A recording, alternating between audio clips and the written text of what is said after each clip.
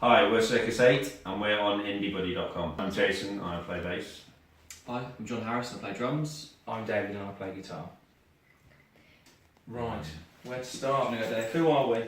Where do we come from? I'd say the ethos of the band has always been anything that we've ever liked about music. It's all in there. Jason and I met at... Was it a gig you were on? It was a gig I was playing and we realised that we both really liked horrible guitars, really garish guitars and obnoxious music. Yeah. And then we met John. And we thought there's only one man who fits the bill for that. You! Yeah. We met on a random gig as well when you were playing covers, didn't we? How long ago was that? It was years and years ago. Good. This is going really well. Basically, right, I'll tell you what the ethos of the band is. We all bring something different to the table. So we've all got different musical sort of backgrounds and interests and stuff.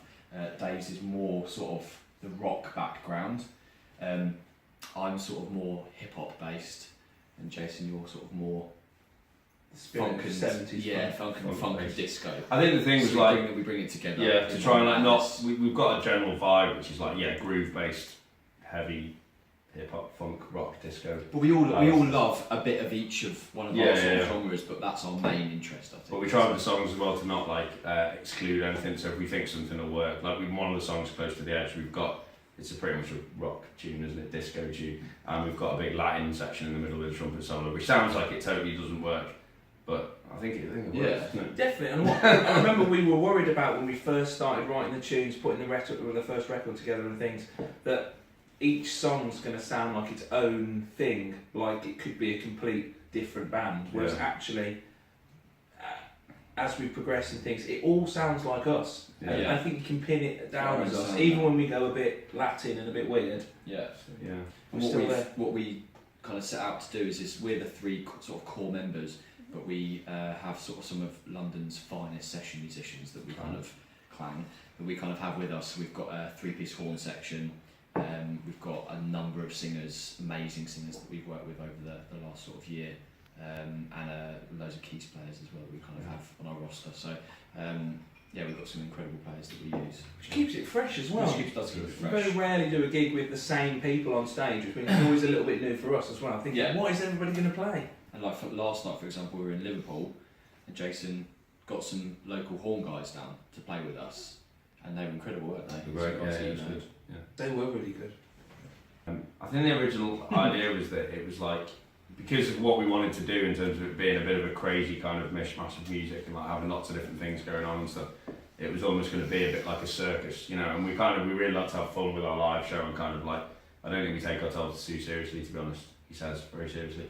But then Circus, if you like try and Google a band called Circus, like nobody's ever going to find us, so we're like, let's just put a number on the end, and 8 sounded better than all the other ones. You think it's because there's 8 people in the band. That's how it Although works. tonight there is 8 people in the band. Amazing. So, That's yeah, a happy there we coincidence. go. There we go. Sometimes it's 10, but yeah. It's, It varies, doesn't it, really? yeah, we've got there's definitely, I would put the songs that we've done into kind of 2 categories of where they've evolved, and that, I think primarily the difference is whether Jason comes in with an idea or I come in with an idea, and if Jason comes with an idea, we'll then move and it'll organically go like that, and then if I come and we do the same thing, so it's all, and then John will come in and do his 4 to the floor boogie all over it. Because I think I think you still need sometimes to get good stuff out. You need like a concept, like a single idea. Yeah. But then I think what's been exciting about this band, when we wrote the first EP, before we went in recording, we went and spent 2 days down by the coast in southern England, where John's from.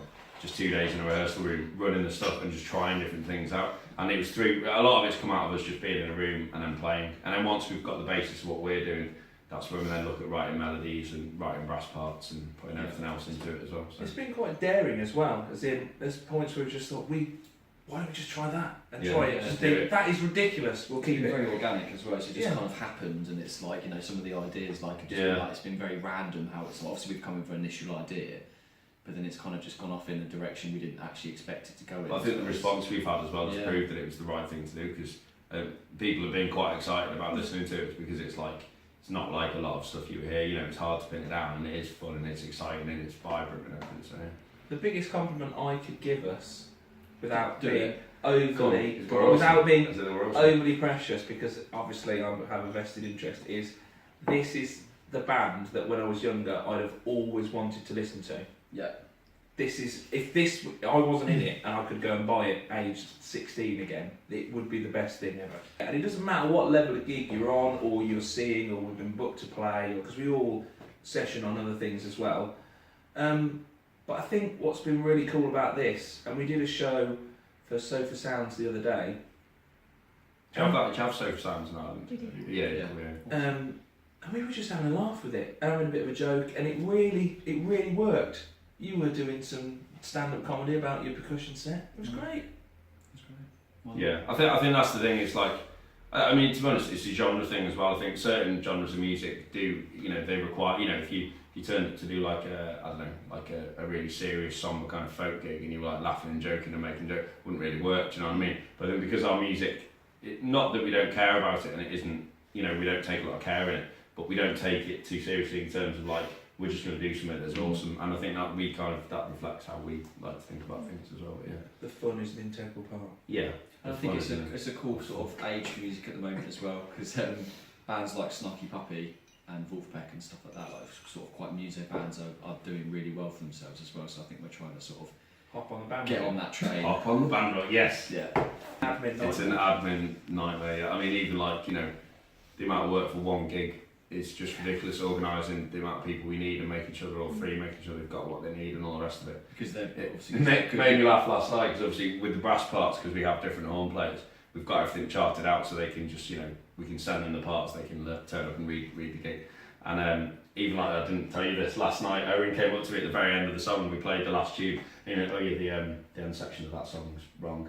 I was like, it is, we knew that, and I forgot to change it. And so, you know, so it presents challenges logistically, but I think musically, not really. No, our whole ethos in terms of getting the people in we've got in to play with us and the people who are on the EP is they're all people that are massively passionate about what they do. They're good at what they do, and they're not afraid of being really kind of ballsy and kind of. I mean, a great example would be our sax player Toby Stewart, who's with us tonight. He's possibly the loudest, most obnoxiously incredible tenor player I think you've ever heard, and you know he's an awesome player and the parts will sound great, but when you let him go on a solo, it's just like. unleash. You'll see us laughing, you know what I mean? Because it's just nuts like what he's doing. So yeah, that's pretty cool. It's also been quite nice because the players that we get in, obviously we want to make the show as best as we can.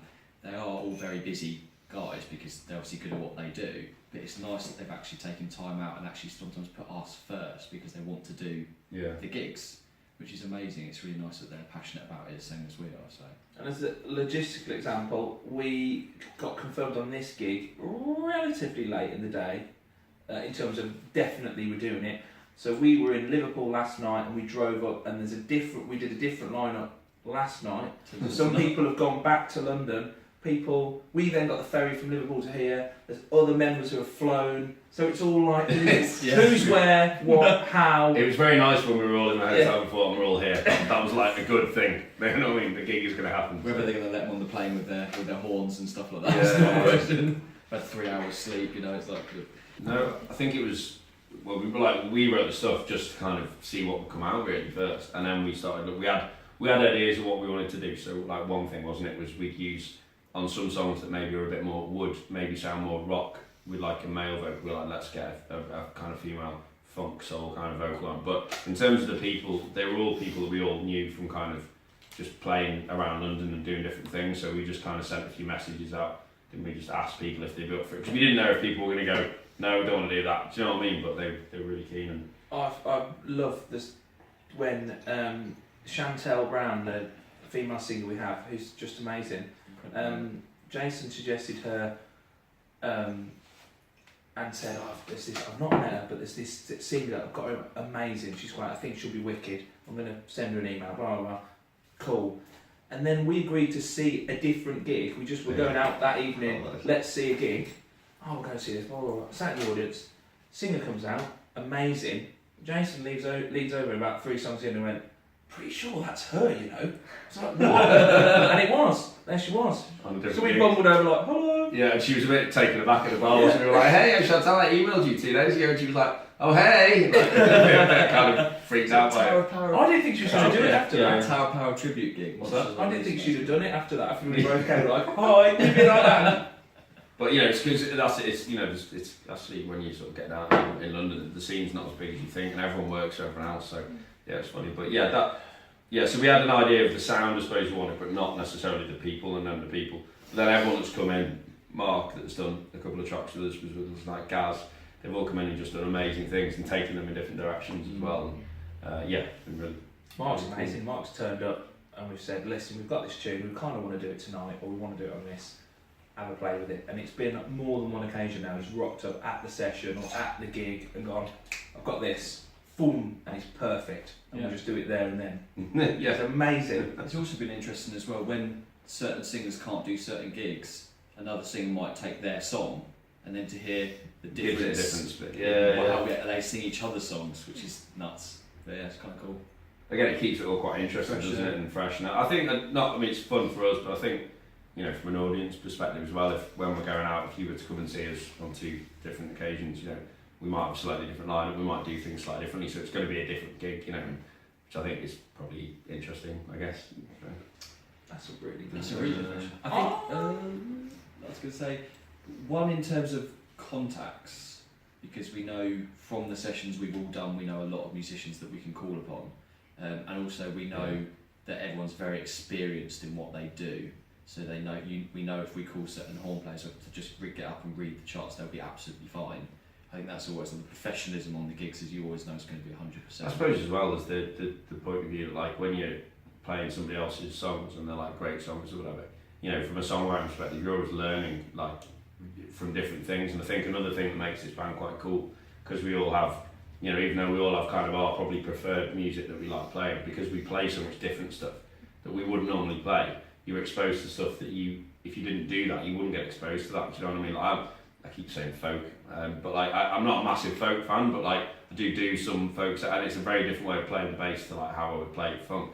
And you know, there might be little bits of that I take away, and the same, I'm sure we all said the same kind of thing. So it's really like helpful in terms of just learning more about songwriting and playing and all that kind of stuff. You know? Yeah, it just means also everybody's at a level, so you know wherever we take the music, whatever we do, there's never going to be anybody that we're going to call to and tell them, I can't do that, or it's just no problems. Yeah. Excited, yeah. I'm looking forward to it.